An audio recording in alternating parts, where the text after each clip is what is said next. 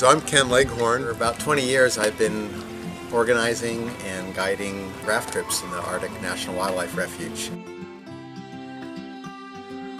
Basically in a day, a very long day, fly to Fairbanks, Alaska, and then get in a small plane and fly 3 hours non-stop over absolutely untouched wilderness, cross the Continental Divide and land on the north side of the Brooks Range and set up rafts and do a 10 or 2 day or 2 week trip to the Arctic Ocean.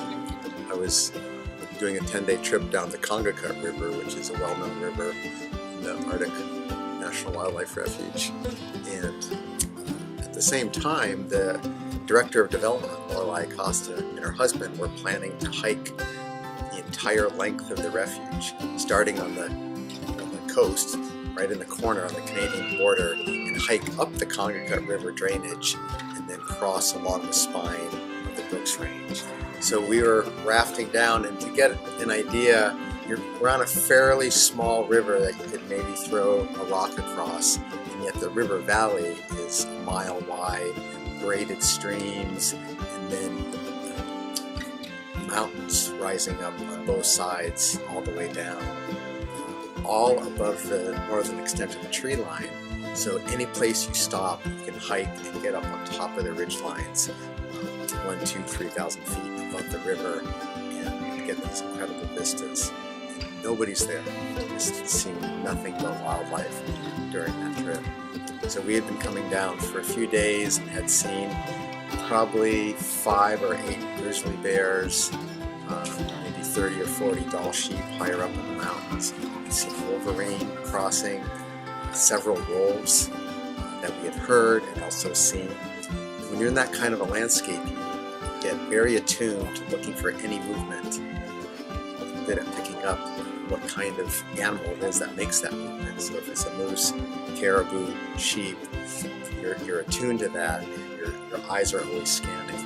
I really didn't think I was going to see Lorelei, but I was kind of keeping my eye out. And then sure enough, one day in the middle of a hot sunny day, we were stopped for a lunch break, and I caught a movement way across the river bar about a mile away. Very different, immediately obvious that this was not something we'd been seeing before, because it was that kind of purposeful, even though it was tiny, upright human beings striding. Just 2 people with backpacks. I couldn't even see the backpacks until I put up the binoculars. And I'm like, oh my God, that's them. They're actually in the middle of this 50-mile long stretch of river. There they were. So I just grabbed some fresh food and took off running across the river bar. And they didn't see me until I was about 100 yards away and was shouting, and then splashed across and had a 1-hour reunion. And then I turned and went back to my group, and they just kept hiking for the next 2 months. For me, it was a feeling of how vast a landscape, and where else in the country can you spend 10 days and have seen 2 human beings walking stand out as something that is unique, immediately gets your attention.